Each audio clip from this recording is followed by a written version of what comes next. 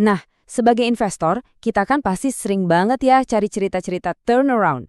Hari ini, kita bakal bedah salah satu kasus yang paling kompleks sekaligus paling menarik di bursa kita. PT Bakri Sumatra Plantations dengan kode saham UNSP. Perusahaan ini tuh lagi ada di persimpangan jalan yang sangat kritis.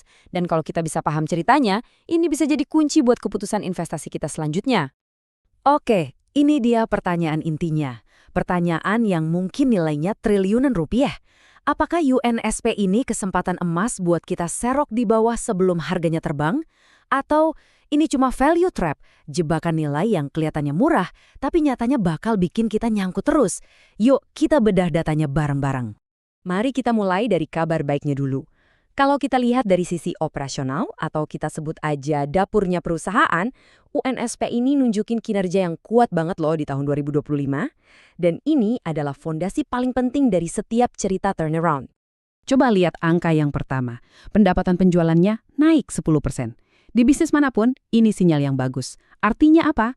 Artinya, produk mereka, yaitu kelapa sawit dan turunannya, itu laku keras di pasar. Permintaannya nyata dan perusahaan berhasil menjual lebih banyak. Nah, di sini ceritanya mulai seru banget. Laba operasinya itu melonjak 86%. Gila kan? Ini bukan sekedar jualan lebih banyak, tapi ini tanda efisiensi yang luar biasa. Artinya, manajemen sukses pangkas biaya-biaya yang nggak perlu dan bikin operasional kebun dan pabriknya jadi jauh lebih untung. Mesin bisnisnya nggak cuma nyala, tapi ngebut. Peningkatan EBITDA sebesar 45% ini seakan-akan jadi konfirmasi.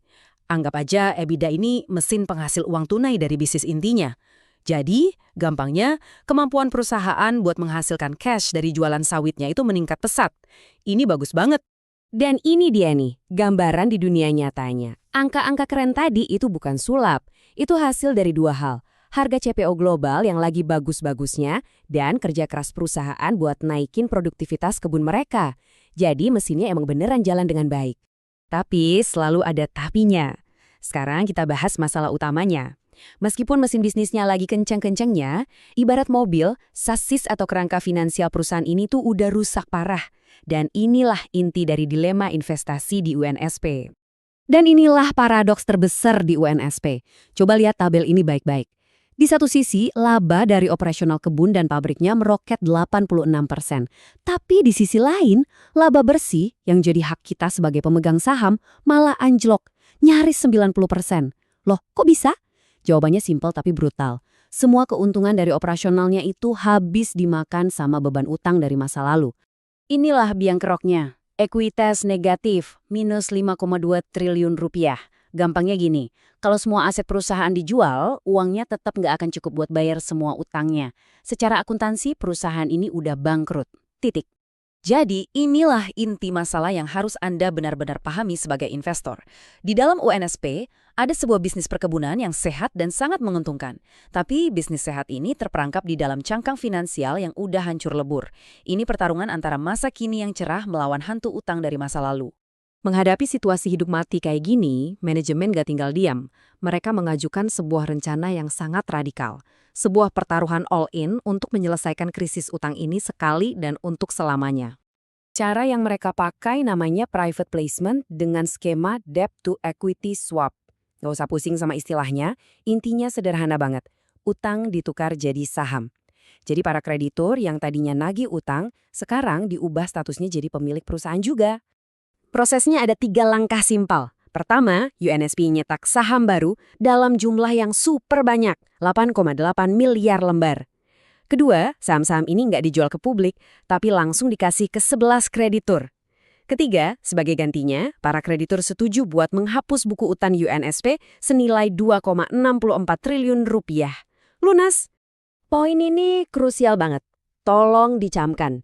Tidak ada 1 rupiah pun uang tunai baru yang masuk ke kas perusahaan dari aksi ini. Ini bukan cari modal buat bikin pabrik baru atau nambah kebun. Ini murni operasi bersih-bersih neraca yang sakit parah, supaya perusahaan bisa berhenti berdarah dan akhirnya bisa bernapas lega lagi. Nah, ini dia bagian yang paling menyakitkan buat investor lama, termasuk mungkin Anda. Kepemilikan Anda bakal terdilusi sebesar 85%. Bayangin Anda punya pizza 1 loyang utuh. Tiba-tiba, datang kreditur dan mengambil 85% dari pizza Anda. Potongan Anda jadi kecil banget. Ini memang pil pahit, tapi ini harga yang harus dibayar supaya restoran pizzanya nggak tutup selamanya. Oke, setelah neracanya dicuci, UNSP ini nggak cuma berubah secara finansial, mereka juga mengubah arah strategis bisnisnya secara fundamental. Fokus pasarnya diubah, mari kita lihat seperti apa wajah baru UNSP. Perubahan paling drastis adalah UNSP keluar dari keanggotaan RSPO. Ini standar sawit berkelanjutan yang diakui dunia, terutama Eropa dan Amerika, tapi sifatnya sukarela. Mereka beralih fokus sepenuhnya ke ISPO, yang merupakan standar wajib dari pemerintah Indonesia. Jadi, RSPO itu tiket ke pasar ekspor premium, sementara ISPO itu tiket untuk jualan aman di dalam negeri. Jadi, pahamilah ini sebagai sebuah pertaruhan strategis yang sangat besar. UNASP secara sadar menukar potensi pasar ekspor yang premium tapi rewel di Eropa dengan kepastian pasar domestik raksasa di Indonesia. Mereka bertaruh penuh pada program biodiesel B50 pemerintah yang pasarnya sudah pasti ada dan besar. Gambar ini menjelaskan semuanya dengan sempurna. Tujuan akhir dari strategi baru mereka ya ini.